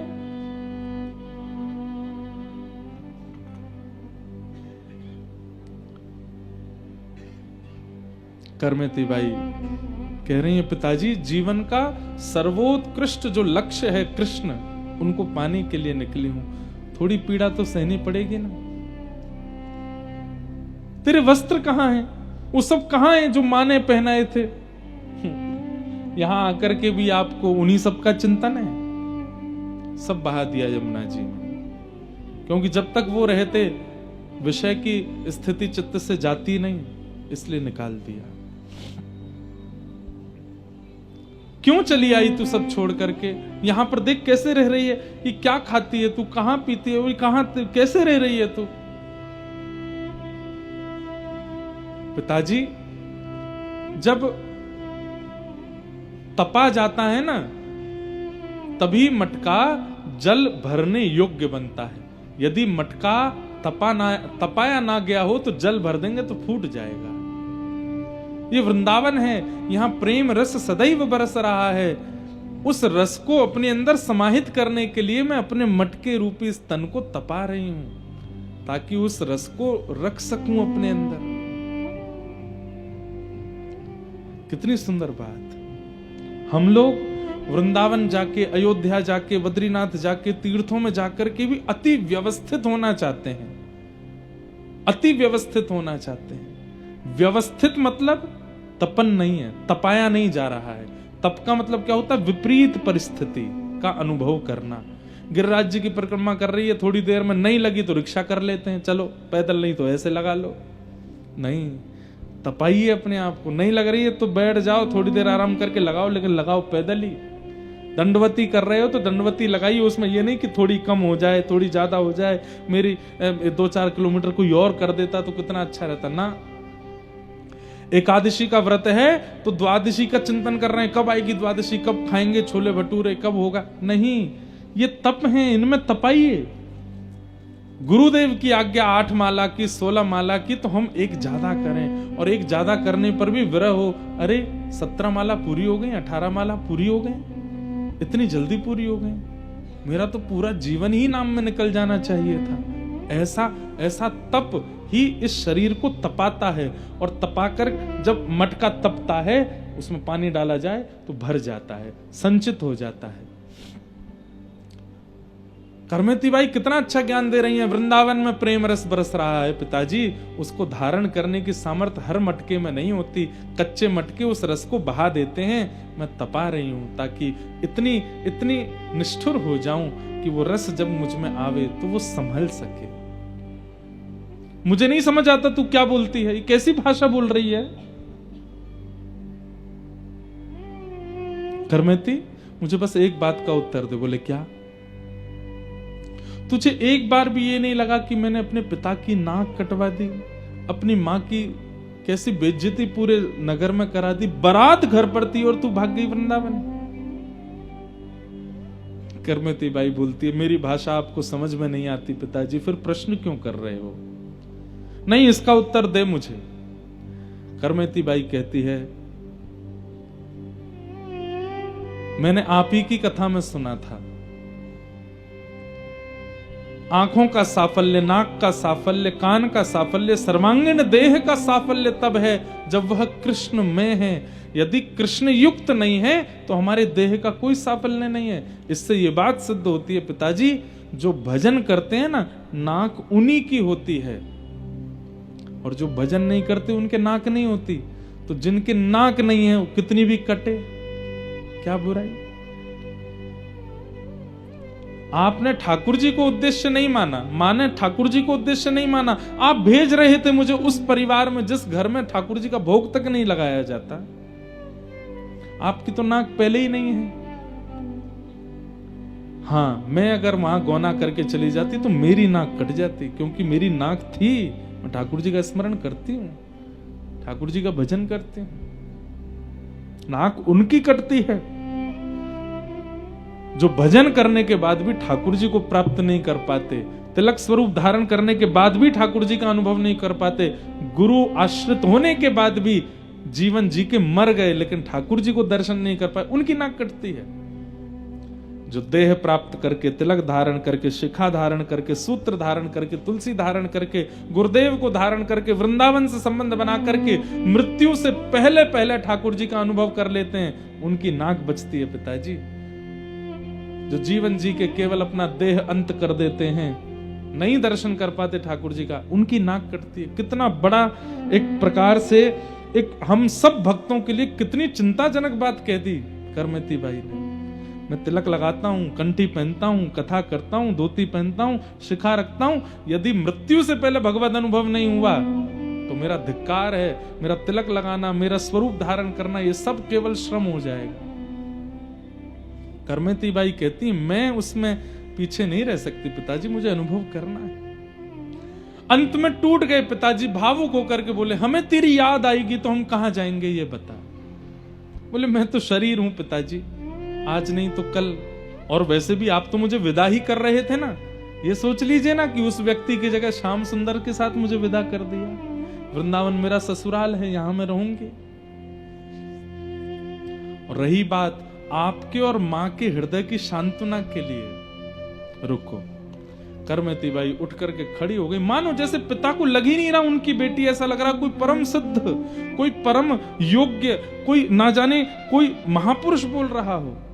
और करमती बाई वहीं से कूद पड़ी यमुना जी में। पिता तो एक बार को घबरा गए, ये क्या हुआ?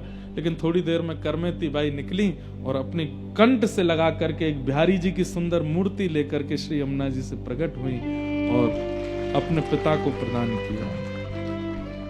चारों भैयाओं का ब्याह हो गया, मैं वृंदावन आ गई। आप और मैया इनकी सेवा करना और इनकी सेवा करके अपना जीवन सफल बना लेना पिताजी। और मेरी एक प्रार्थना, क्या?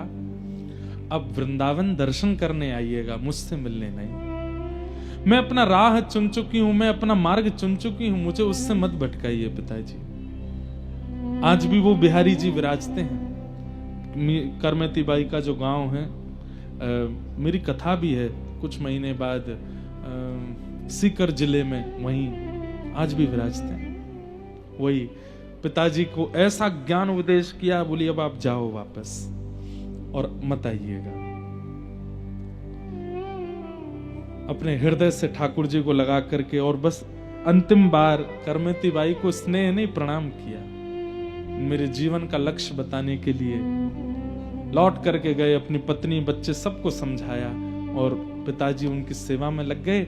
यहाँ करमती बाई दिन ब दिन स्थिति उनकी प्रेम पुलकित शरीर होता जा रहा है, प्रेम की अवस्थाएं प्रकट होती जा रही हैं। ठाकुर जी के विरह में यत्र तत्र केवल वृंदावन में रोती रहती है करमती बाई। ज्यादा अवस्था नहीं है, कुछ समय व्यतीत हुआ, रज खा खा करके रहती।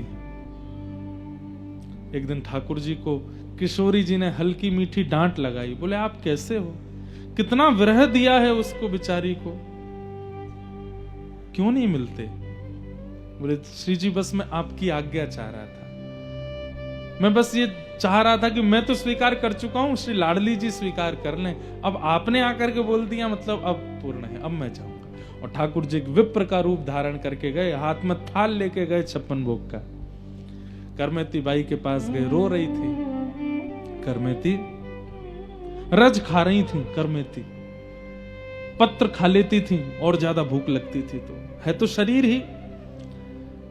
करमेती क्या कर रही है? भूख लग रही है, कोई ऐसा वैद्य ढूंढ के लिए आइए ना जो ऐसी औषधि दे दे कि भूख ही ना लगे। इस शरीर के सारे नियमों को मैं पूर्ण कर करके हार चुकी हूं, मेरी इंद्रियां शिथिल हो जाए, ऐसा कोई वैद्य हो उससे औषधि ले आइए ना। महात्मा बोले सब करेंगे, ले मैं तेरे लिए प्रसाद लाया, पाले। आज जब से आई हैं 2-3 वर्ष तो हो गए, करमेती बाई आज पहली बार उन्होंने अन्न की सामग्री देखी। कभी कभी मंदिर में प्रसाद मिलता था तो पा लेती थी। पाने से पूर्व बोली आप कौन हो? बोले मैं ऐसे ऐसे, अपना कुछ परिचय भगवान ने दिया। एक बात बोलिए ना, क्या इसको पाने के बाद मेरी भूख विश्राम हो जाएगी? बोले हाँ हो जाएगी। करमेती बाई पा रही हैं, पाते पाते पेट भर रहा है, सब स्थितियां उचित होती जा रही हैं। ठाकुर जी बोले अब पा लिया? बोले हाँ। देखो तुम लाली हो ना, ऐसे अंग पर बिना वस्त्र के नहीं रहते, लो ये चुनरी है श्री जी की, ये ओढ़ो। चुनरी उड़ा दी, चुनरी उड़ा के पहना दी। करमेती बाई मन में सोच रही मैं आपको मना क्यों नहीं कर रही हूं, मैं तो ये सब नहीं करती, पर आपसे मेरी मना क्यों नहीं हो रही है? बोले ठाकुर जी के प्रसाद है ना इसलिए नहीं हो रही है। ले श्री जी को ये आंखन को काजर है, आंखन में लगा, मतलब धीरे धीरे ठाकुर जी ने सब श्रृंगार प्रदान कर दिए, बस ये बता के कि ठाकुर जी के प्रसाद है, प्रसाद है, प्रसाद है। और अंत तो गत्वा श्री करमेती बाई को एक सहचरी रूप प्रदान किया। करमेती बाई खड़ी हो गई, सब श्रृंगार स्वीकार करने के बाद बोली मैंने एक बार भी आपको मना नहीं किया, मुझसे मैं चाह तो रही हूं कि मैं आपको रोकूं, पर मैं रोक क्यों नहीं पा रही हूं? ठाकुर जी बोले नेत्र बंद करो। नेत्र बंद की, बोला खोलो। जैसे ही खोल करके देखा, आहा मुरली मनोहर श्याम सुंदर प्रकट हो गए। श्री करमेती बाई के नेत्र सजल हो गए, आप मेरे श्याम सुंदर हैं। बोले जी चलो, प्रिया जी बुला रही हैं निकुंज में। और बस हाथ पकड़ करके ले गए सघन वन में, और जाते जाते श्री करमेती बाई अंतर ध्यान हो गई, ठाकुर जी के साथ नित्य लीला में प्रविष्ट हो गई। बोलो भक्तवत्सल भगवान की, श्री करमेती बाई की। ऐसा श्री करमेती बाई जी का पावन चरित्र, उसको हम बारंबार प्रणाम करते हैं।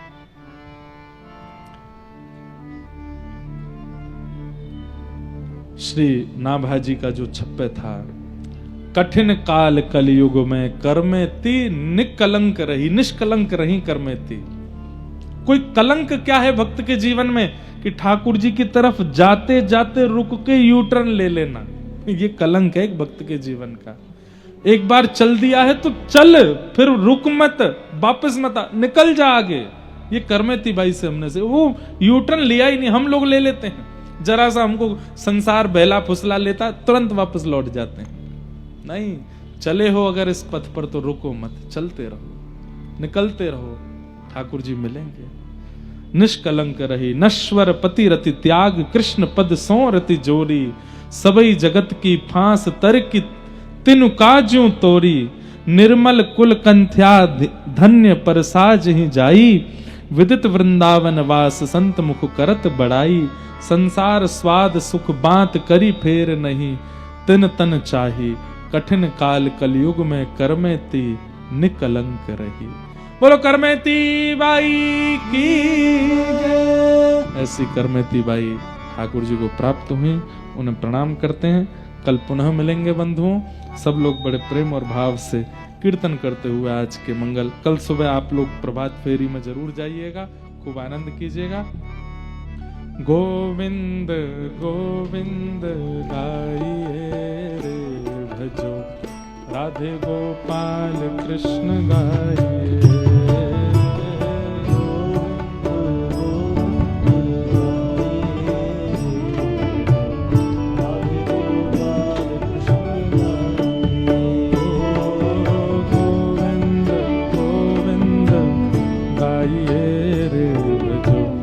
राधे गोपाल कृष्ण गाइए।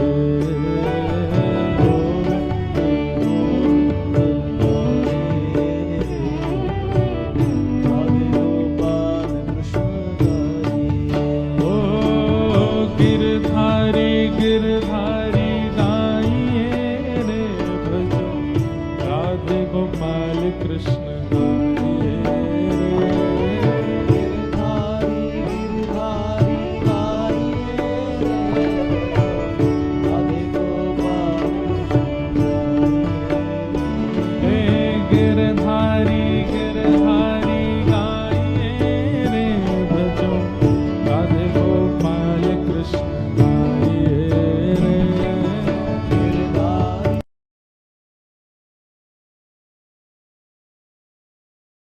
गोपाल कृष्ण गोविंद गोविंद गाइए रे भजो राधे गोपाल कृष्ण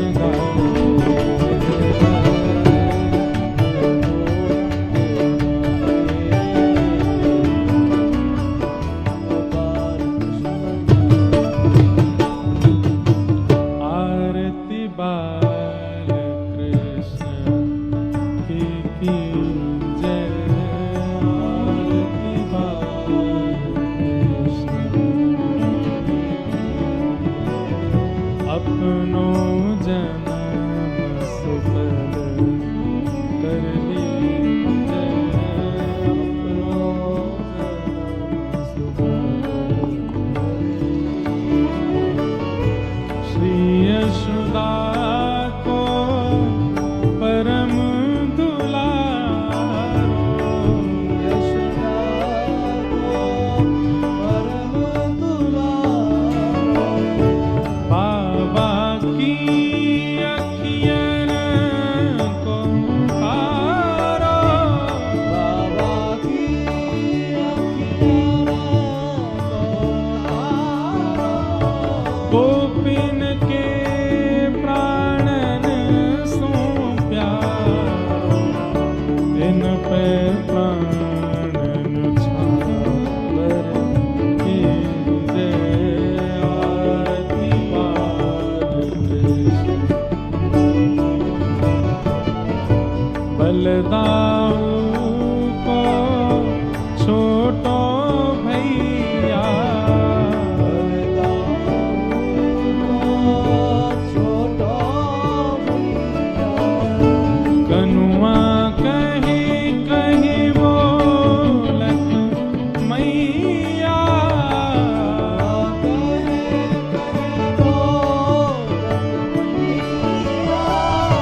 परम मुदित मन लेत बलैया। यह छवि हर लीजिए।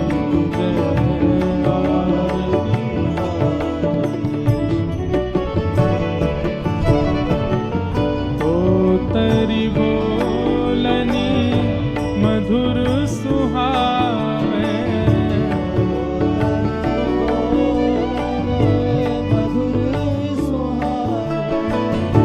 सखन मध्य खेलत सुख पावे।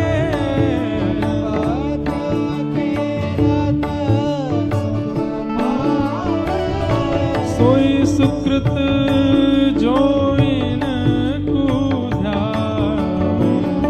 अब इन को अपनों कर लीजिए। आरती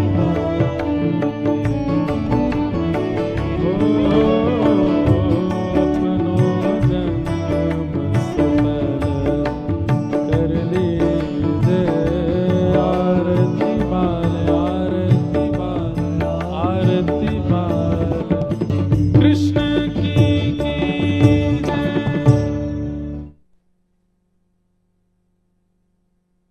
चैनल को सब्सक्राइब एवं शेयर